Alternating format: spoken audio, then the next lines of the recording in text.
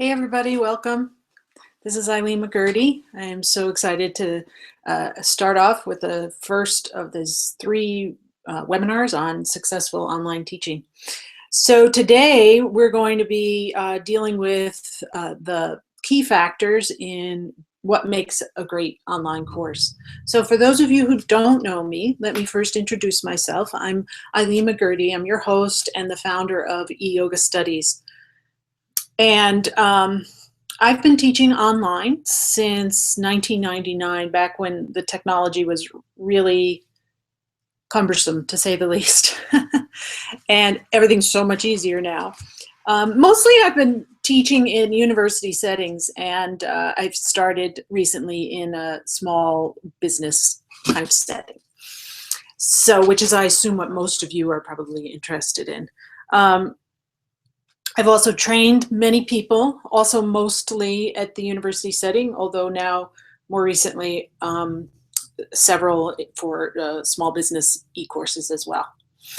And I just to say that I approach online education and online courses from an educator's perspective.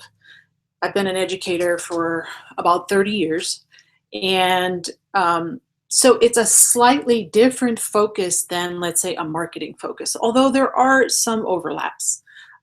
But the educator's perspective is unique, and so that's what I bring to the table. So I'm going to talk for a short time, about 15 minutes or so, with a presentation, and then there'll be opportunity for conversation. So let me get started. I'm going to share my screen. And that will be there. Hopefully that you can now see my screen.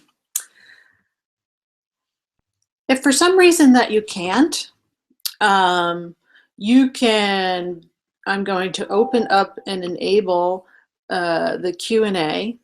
So over on the top left, you should see several icons, and one of them is a question mark, and if you just click on that, then the Q&A window will open on the right, and you can write your question in there that you can't, for some reason, see the screen, the PowerPoint. Okay. At the end, I also do have a great handout for you, which will reinforce what we go over today. So let's get started. Hopefully you had a chance to look at the 4 approaches to online teaching, which is right for you, that copy of that document that I sent out to all registrants. So you know that there are many different ways of teaching online. But no matter what the structure of your course, there are a few key features that will give you the highest quality learning for your students. And I'm going to talk about 3 of them today. And if you get these 3 in your course, you're well on your way to being an effective online educator. And so the first one,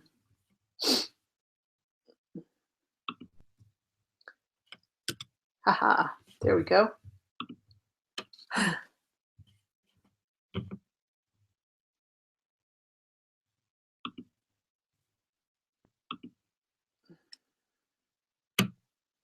Just fiddling a little bit with my PowerPoint here. Sorry about that. So a great course, number 1, always, a great course is about student-centered learning. It's always about the students. So when you start to plan your course, always think about the students and their learning. You might be thinking about the outcomes for the course, or even what you want to accomplish with each lesson. Start by asking yourself, what will the students learn? Not what will the course cover or what will I teach, right? So it's taking the focus away from the teacher, which is what we all kind of go right to. We go right to, oh, I'm going to be presenting on X, Y, and Z. I want to teach about A, B, and C. What will the students learn? If you ask yourself that every single step along the way, your course is going to be so much more powerful. So for example, one way to do this for course-wide goals is to consider what you want your students to say they have learned from the course 5 years after they've completed it. So for example, I teach a course about online teaching. It's called Creating Online Courses. And 5 years after someone takes my course, I want them to say they learned that everything they do, they have to take themselves out of the equation for when planning the course. So that's the student-centered. 5 years after taking my course, students might also recall that creating many different types of opportunities for learning and interacting is what makes their class fabulous. And lastly, they will say that the course helped them to have the confidence to launch their own online programs. Right? So to reiterate, avoid creating goals focused on what you will present or teach. It's always about the student, always about the learning. So now it's your turn. I'd love to hear from you. If you have a topic that you're thinking about building a course for, what do you hope your students will say about the course that you hope to teach 5 years after they've taken that course? And I have opened up the chat, just about ready to do that. So if you go to the top left, there should be two little talk bubble things, and you can click on that and engage in the chat. So there's a few of us out there, I see, and I'd love to hear from you. What is it that you're thinking about teaching? Don't worry about it if you don't really know what you want your students to teach, to learn, remember from 5 years from now. The example I gave, I've been doing this for a very long time and thinking about it for a very long time. So, you may just be at the beginning place, which is fine. So anyone out there want to jump in? What's the topic that you're thinking about?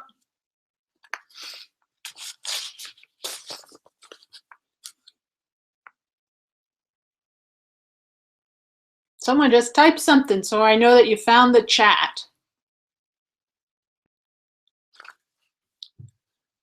No? Okay. I can see who's online. Don't you love that? Melody, Pete, and Buffy are there. No one's ready to jump in. Okay, no big deal. We're gonna have a couple other opportunities for conversation. But at any time, feel free to jump into that chat or ask a question where the little question mark is. That'll open that window. Okay, let's move on then. After focusing on students, oh, there's a question. Here we go. I have a question from Buffy, or a comment from Buffy. Great, thank you, Buffy, for being brave and jumping right in there. That they are still successfully practicing the techniques they learned in the class. Yeah, fabulous.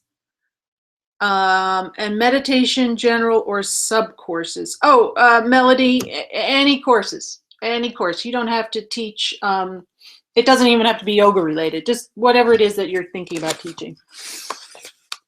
Buffy, that's great. So you really want to make sure that their practice gets cemented. So that's a fabulous a fabulous goal, and it's definitely student-centered. Pete found the chat. Yay, Pete, what are you thinking? It's so good to see you online, Pete. Not really, I'll see you online, but you know what I mean. What are you thinking about teaching?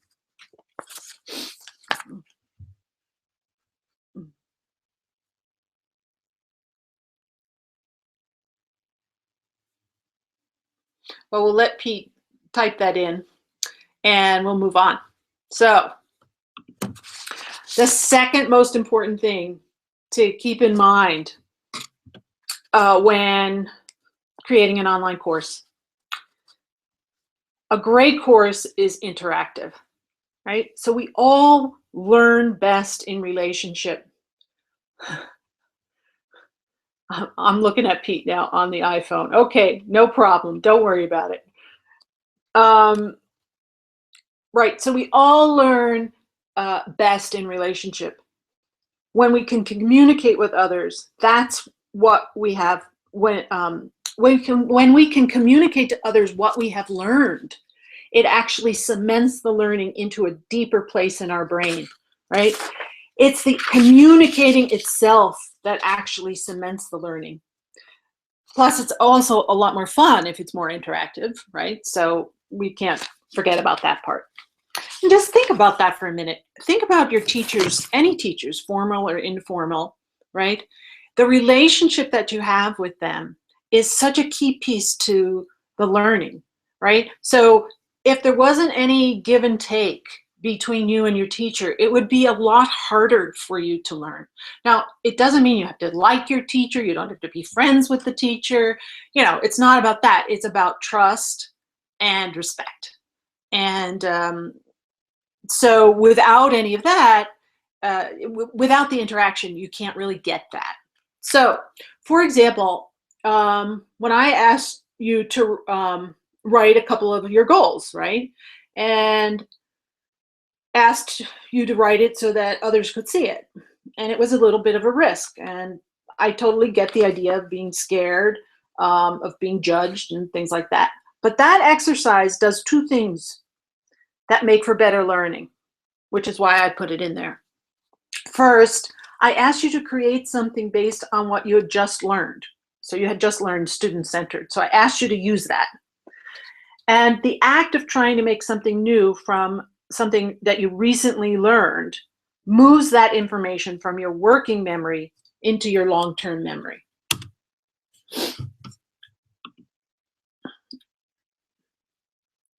I'm just fiddling with my technology here.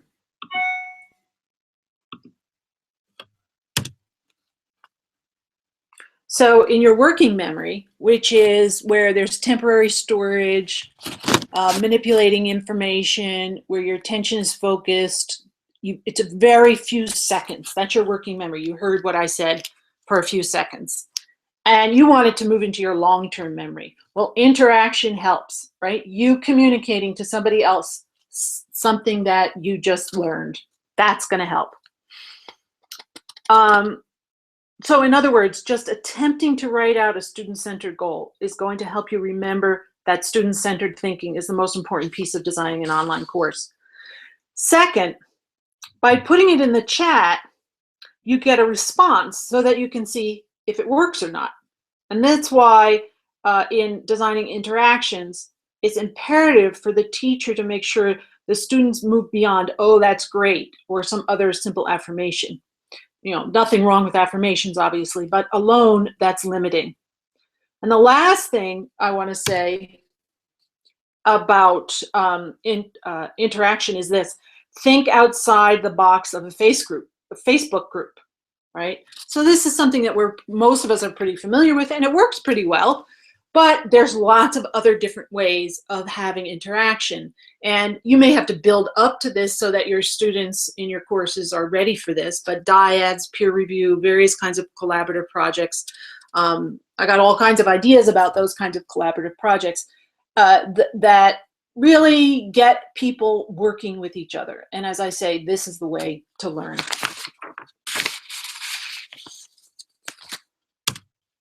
So let's now, again, take a few minutes and turn to the chat and tell us of a time when you learned something in collaboration or in communication with somebody else. So just think about it. You know, I think often about asana, how I learn asana in a group better than I learned by myself. It can be anything. It doesn't have to be something online, obviously. And, you know, another thing is I think about my teacher training for my yoga, to be a yoga teacher. The relationships that I had with my colleagues and with my teachers was as important as the material that I learned. So I'm opening up that chat. Well, it's open. And I'd love to hear from anybody if you can relate to this concept at all. Have you, has there been a time when you learned something new where the communication and the collaboration was key to the learning. And just think about it. I mean, it might not come to your mind right away. As I say, I've been thinking about this a lot. So, it's my examples are something I've thought about for a while.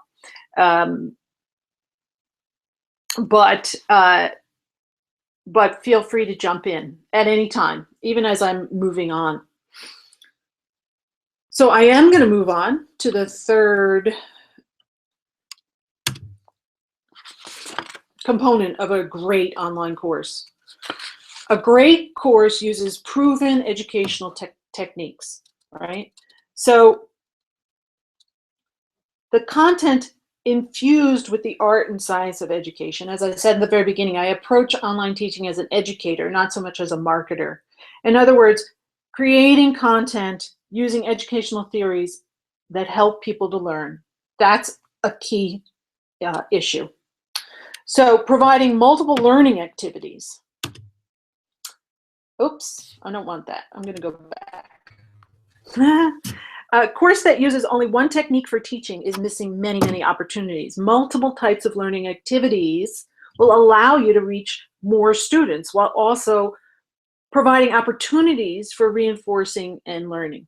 So different people learn in different ways. That's how you reach more people if you offer the same material with different techniques. For example, I'm a weirdo because I don't really like learning from a video. I would rather read it.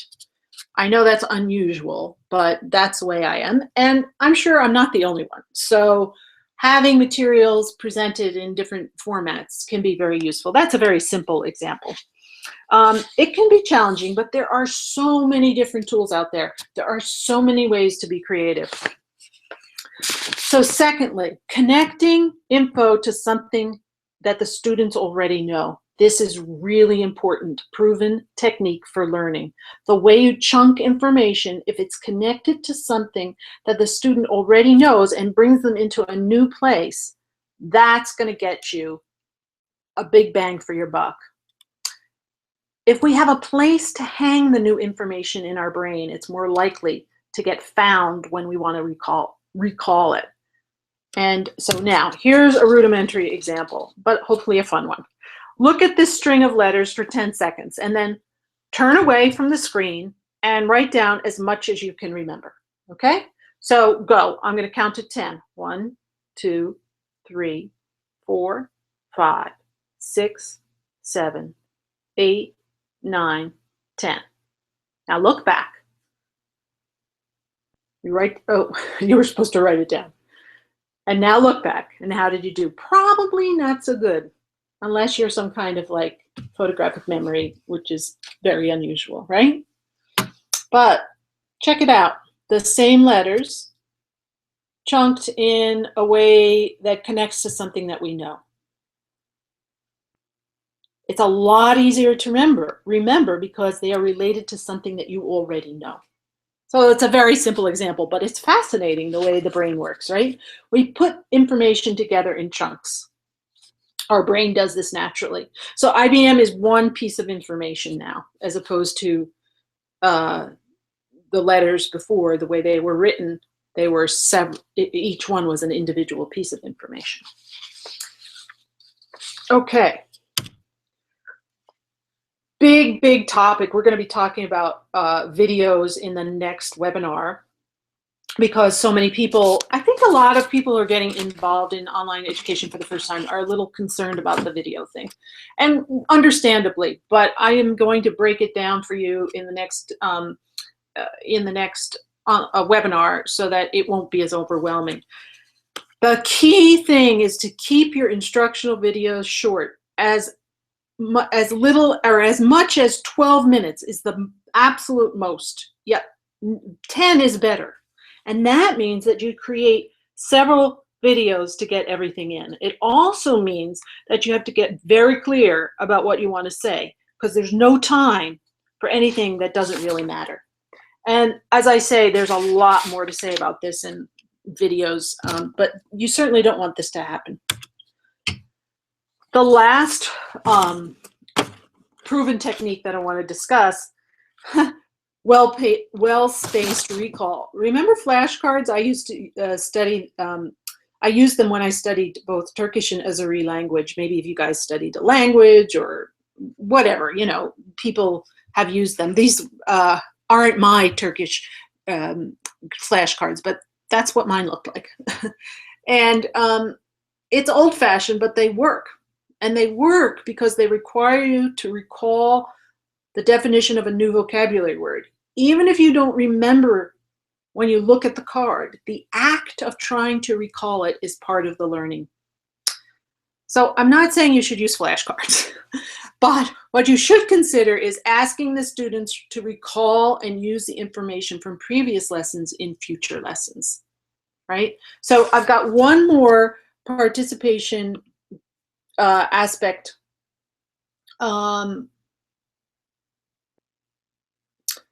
But I'm just looking at the questions here now.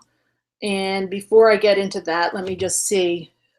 Oh, Buffy is talking about how when she did a think, pair, share activity during a professional development course, it was very helpful to her learning. Fabulous. I love it. It's a dyad thing. Perfect. And Melody shared in a writer's circle, heard my writing voice with feedback from others. Yes, exactly. The peer review. Fabulous. Okay.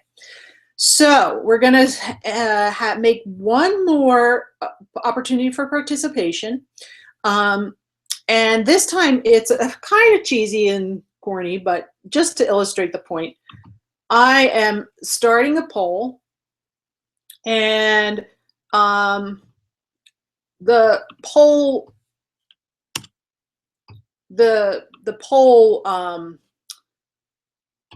button is also on the left navigation bar where you found the chat and the question.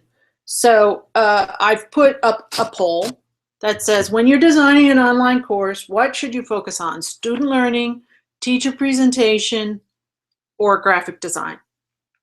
So hopefully is kind of a corny and simplistic way of doing it, but I just wanted to illustrate the point. Hopefully that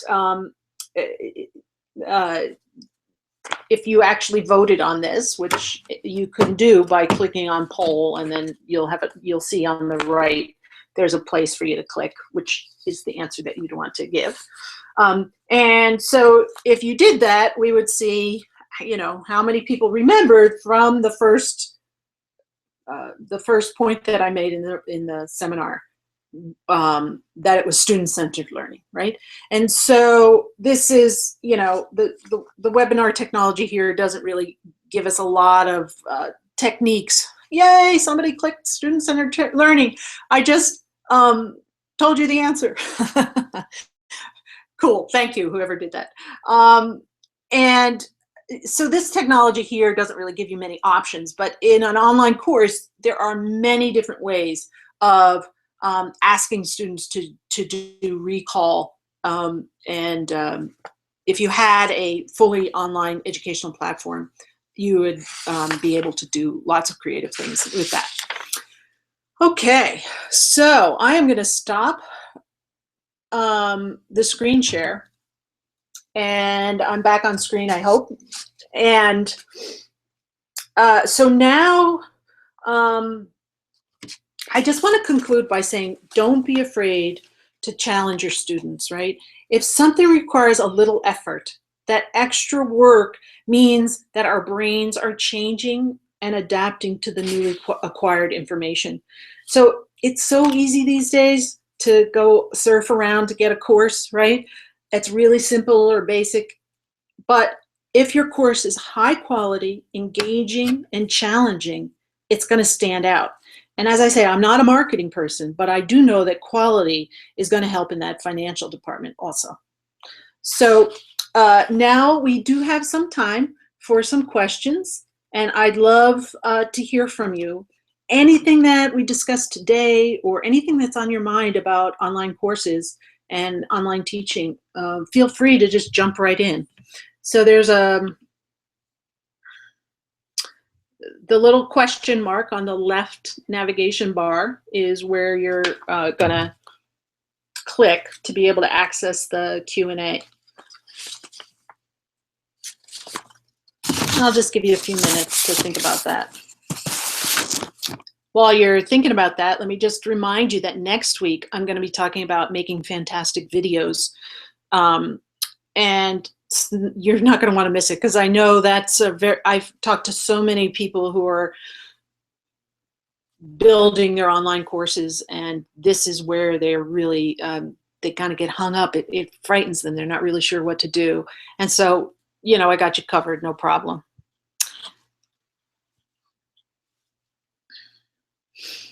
I'm just wondering if there's any questions at all.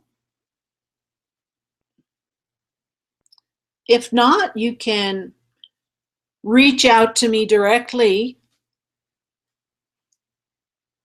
You've got my email now because you've been receiving the emails from me. And it's, I'll just tell you anyway, Eileen@eyogastudies.com. And we could talk about, anything from today or anything at all that you'd like to just kind of bounce an idea around with me. Be happy to talk with you, and I'd love to hear your ideas. I'm just going to give it another minute and see if there's anyone who wants to just pop onto that Q&A and ask any more questions.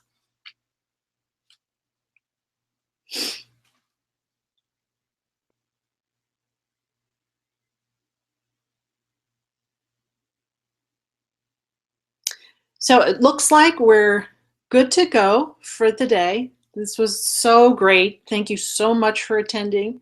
I am going to be sending you the link for your free gift of the copy of, it's called the Checklist for Great Online Courses, and you'll all be receiving that. Hopefully it augments what I did today. It's a little more detailed, kind of goes into some of the specifics for each of those 3 items that I talked about today. So with that, I'm going to stop the broadcast, and I look forward to hearing from you or seeing you next week. Take care, everybody. Bye.